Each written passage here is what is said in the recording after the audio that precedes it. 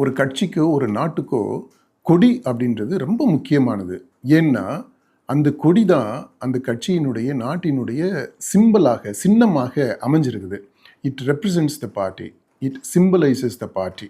Not only the party, அந்த பார்ட்டியினுடைய கொள்கை, கோட்பாடு, கருத்தியல், எவ்ரிதிங் அது எல்லாத்தையுமே அதனுடைய சார அம்சமாக இருக்கக்கூடியது இந்த கொடி.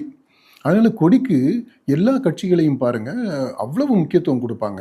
நாடுகள் பாருங்கள், நம்ம நாட்டை எடுத்துக்கிட்டோம், நம்ம தேசிய கொடியை அவமரியாதை செஞ்சிட்டோம் அப்படின்னா அது வந்து தேச துரோக குற்றம், பெருங்குற்றம். அது அந்த அளவுக்கு முக்கியத்துவம் நம்ம கொடுக்குறோம்.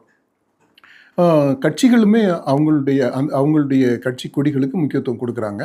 நம்ம தாவிகாவை எடுத்துக்கிட்டாலும் அந்த கட்சியினுடைய தலைவர் அவங்க கட்சி கொடியை அறிமுகம் செய்கிறதுக்குன்ட்டே ஒரு பெரிய ஒரு கூட்டத்தை நடத்தி அதில் அந்த கொடியை அறிமுகம் செய்தார். நமக்கெல்லாம் ஞாபகம் இருக்கும்.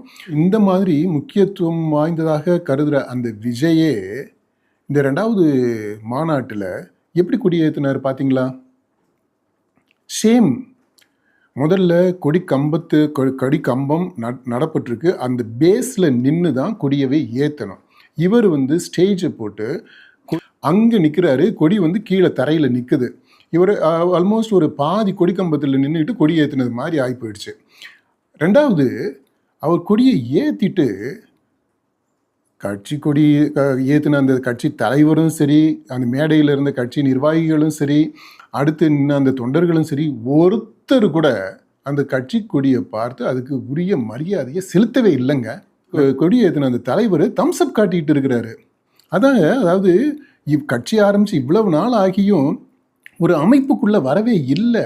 அதாவது கொடின்றது என்ன அப்படின்றதனுடைய முக்கியத்துவத்தை ரியலைஸ் பண்ணக்கூடிய அளவுக்கு கூட கட்சி தலைவரும் இல்லை, கட்சி தொண்டர்களும் இல்லை அப்படின்னா